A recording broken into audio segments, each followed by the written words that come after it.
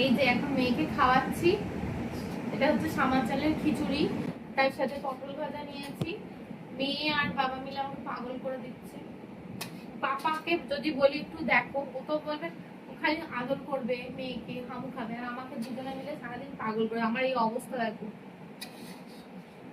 এই গোছাচ্ছি এই ছড়িয়ে দিচ্ছি, এই গোছাচ্ছি এই ছড়িয়ে দিচ্ছি। আমার মেয়ে খেলনা পাতি বড় বড় টেডি বিয়ার গুলো নামাচ্ছে, ওর উপরে চেপে যাচ্ছে। ওর বলছে এই ওঠ।